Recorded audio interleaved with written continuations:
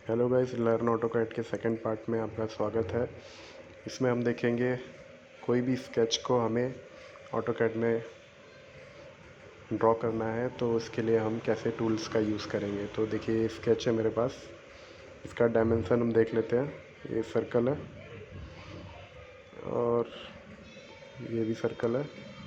इस तरह से इसमें ज़्यादातर सर्कल टूल ही यूज़ करना है। इसके अलावा हम अपने स्टेटस बार में मोड देख लेंगे, क्या क्या मोड ऑन है। जैसे हमने डायनेमिक इनपुट ऑन रखा है। ओके, इसके अलावा हमारा ये ऑब्जेक्ट स्नैप भी ऑन है। तो ये हमारा स्टेटस बार हो गया। अब स्टेटस में हम देखेंगे, ये हमें सर्कल ड्रॉ करना है। तो सबसे पहले पॉली लाइन से हम उसकी सेंटर लाइन ड्रॉ कर लेंगे 100 बाई 100, जैसा कि उसमें डायमेंशन दिया हुआ था। 100 एंड ये 100। ओके, सेंटर लाइन दे देंगे। ये हमने स्नैप ऑब्जेक्ट मोड ऑन किया हुआ है, इसलिए इसमें सेंटर लाइन हम आसानी से ड्रॉ कर ले रहे हैं। ओके, हमने देखा था रेडियस 25 का देख के 4 नंबर सर्कल ड्रॉ करने हैं। रेडियस हमारा 25 रहेगा। ओके, तो ये रेडियस सर्कल का हमने कमांड सेलेक्ट करके इसको एक सर्कल ड्रॉ किया और इसको हम कॉपी कर लेंगे सेंटर से उठा के ऑल 4 कॉर्नर पे, जैसा कि हमारे स्केच में दिया हुआ है। ओके, नेक्स्ट छोटा सर्कल है इसका 26 mm डाया का। ये भी ऑल 4 कॉर्नर में रहेगा। तो इसके लिए हम सर्कल ड्रॉ करेंगे। सर्कल का मोड रहेगा डायमीटर एंड सेंटर, क्योंकि डायमीटर के टर्म में हमारा डायमेंशन दिया हुआ है। ओके, अब इसे भी हम कॉपी कर लेंगे ऑल 4 कॉर्नर पे। हम इसे जैसा कि स्केच में दिया हुआ है हम सर्कल कॉपी कर ले रहे हैं। नेक्स्ट स्टेज में हम देखेंगे बड़ा वाला सर्कल है जो इसमें टेंजेंट कर रहा है। तो इसका रेडियस 65 जैसा कि दिया हुआ है, तो हम रेडियस 65 है। ओके, तो हम सर्कल ड्रॉ करेंगे इसका टेंजेंट। इसके लिए हम टेंजेंट मोड ऑन कर देंगे, टेंजेंट एंड रेडियस, क्योंकि हमारा रेडियस दिया हुआ है। ओके फाइन, देखिए ये हमारा 65 हमने रेडियस डाला तो ये टेंजेंट पर बन गया। अगेन हम वही मेथड से सर्कल ड्रॉ कर लेंगे। ये चीज़ हम चारों तरफ रिपीट करके अलग अलग सर्कल ड्रॉ कर लेंगे।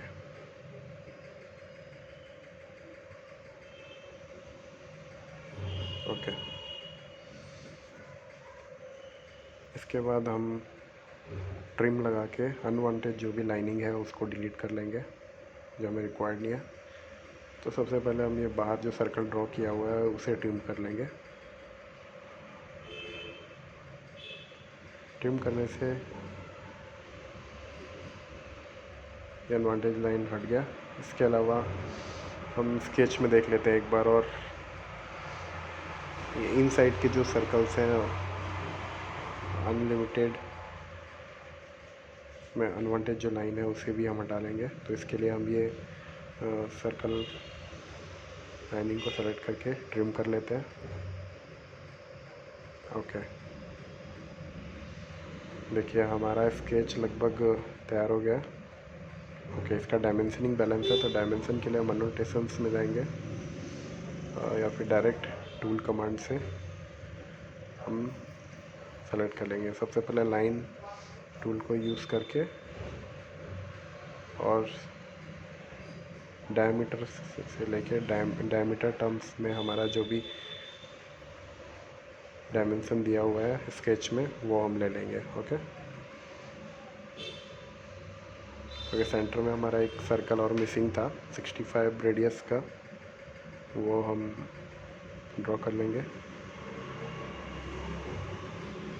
65 डायमीटर का हमने एक सर्कल ड्रॉ कर लिया। ओके सर,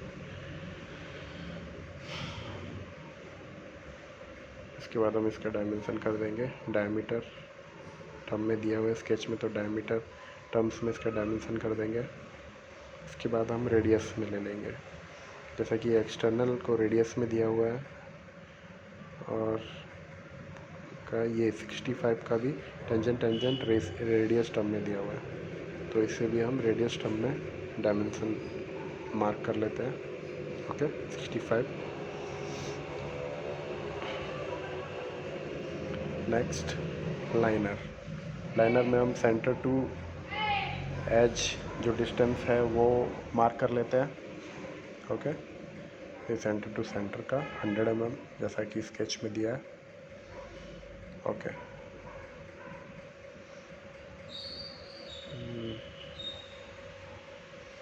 ये हमारा डायमेंशनिंग लगभग हो चुका है। इसके अलावा हम एनोटेशंस में जाके अपना जो डायमेंशंस टेक्स्ट या dimension text colour size and style वगैरह हम मॉडिफाई कर सकते हैं। हमारा ISO 25 में सेट है, इसमें स्टैंडर्ड भी आप सेट कर सकते हैं। चलिए हम इसे मॉडिफाई करके देखेंगे। सेट करंट करने से वही जो सेट है वो आ जाएगा। न्यू में हम पूरा न्यू शुरू से सेट करना पड़ेगा, तो हम न्यू ना बना के हम मॉडिफाई कर लेते हैं इसे। मॉडिफाई में आप देखेंगे इसका टेक्स्ट साइज़ है, वो टेक्स्ट साइज़ हम इससे बढ़ा सकते हैं, जॉग हाइट फैक्टर। ओके इसके अलावा टेक्स्ट में जाके टेक्स्ट स्टाइल, फिर कलर बाय ब्लॉक आप सेट कर सकते हैं। फिर हम इसमें ग्रीन कलर सेट कर लेते हैं।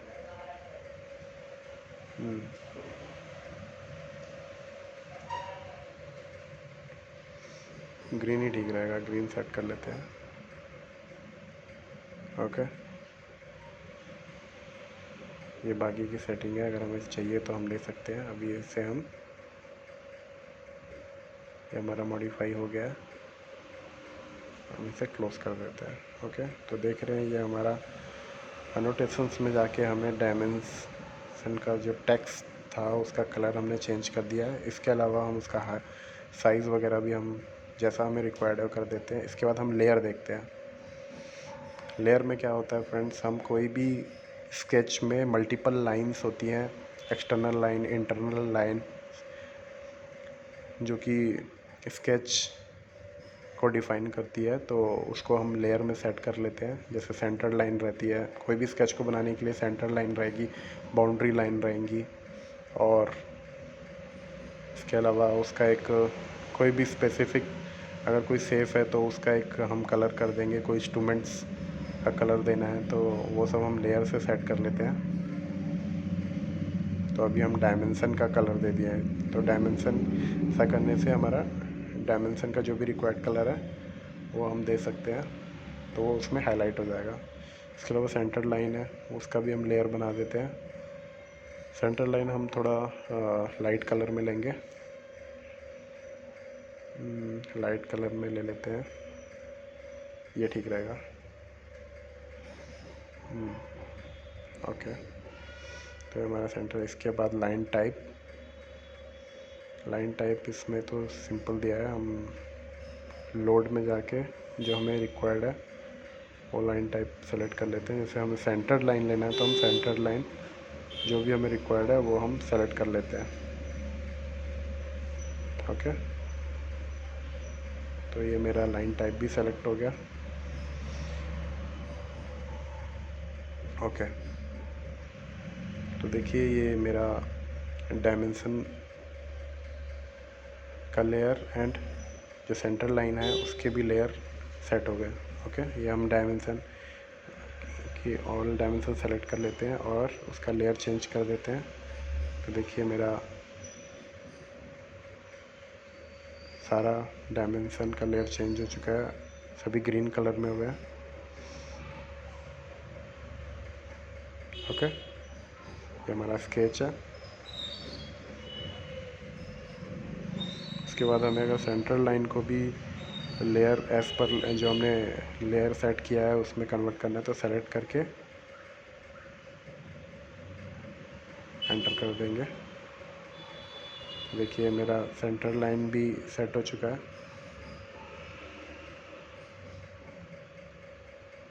ओके, इसके अलावा हम अगर हमें रिक्वायर्ड नहीं है तो हम इसे यहाँ क्लिक करके हाइड भी कर सकते हैं। जैसे हमने सेंट्रल लाइन को हाइड किया, ये डायमेंशन भी हाइड कर दिया। ये हमें रिक्वायर्ड नहीं है, इसे हम डिलीट कर देते हैं। ओके, तो देखिए हमारा ये स्केच है लगभग बन चुका है। इसके बाद हम फ्रेंड्स ब्लॉक्स के बारे में जानेंगे। ब्लॉक्स से क्या होता है, जैसे हम कोई भी बड़ा स्केच या कोई ड्राइंग बना रहे हैं उसमें हमें एक ही ऑब्जेक्ट को बार बार बनाना पड़ता है, तो उसके लिए हमें उसे कॉमन ब्लॉक में सेट कर लेते हैं। तो जैसे मुझे ये स्केच को स्केच 1 दे देता हूँ।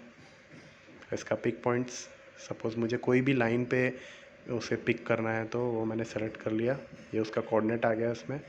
उसके बाद मैं पूरे कंप्लीट स्केच को सेलेक्ट कर लेता हूँ, एंटर। ये मेरा सेलेक्ट भी हो गया। ओके, इसके बाद ओके दबा देते हैं।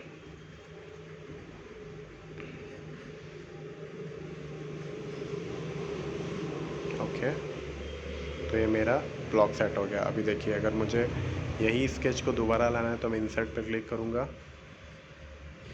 अभी मेरे पास एक ही ब्लॉक है तो मैं उसे सेलेक्ट करके जितने भी बार मुझे चाहिए, जहाँ जहाँ चाहिए वो मैं उसे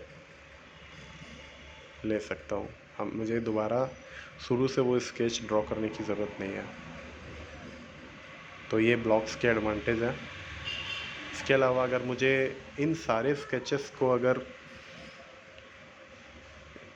एडिट करना है तो मुझे 1 बाय 1 करना पड़ेगा, बट ब्लॉक्स में ये ऐसा नहीं करना पड़ता है। इसमें ये एक फैसिलिटी रहती है, हम एक सिंगल ब्लॉक्स को अगर एडिट करते हैं, जैसे मैं एक ब्लॉक्स पे जाके राइट क्लिक करता हूँ तो देखिए ये ब्लॉक एडिटर आ रहा है। ब्लॉक एडिटर पे मैंने क्लिक किया तो ये देखिए कुछ ऐसा चेंज हो जाएगा। मुझे इसमें अगर कुछ भी चेंजेस करना है, देखिए ये फर्स्ट पॉइंट हो गया जो मैंने पिक पॉइंट किया था, वहाँ UCS शो कर रहा है। तो सपोज़ मुझे इसमें कोई भी सर्कल ड्रॉ कर लेते हैं।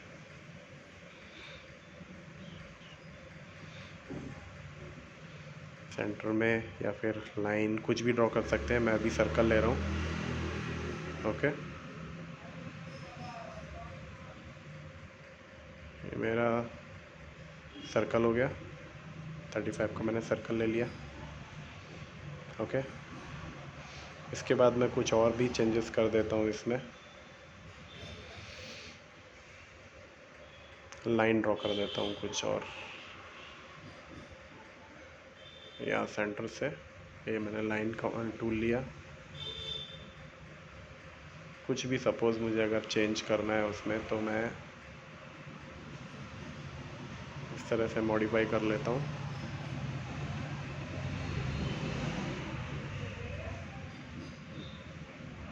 ओके, चलिए एंटर।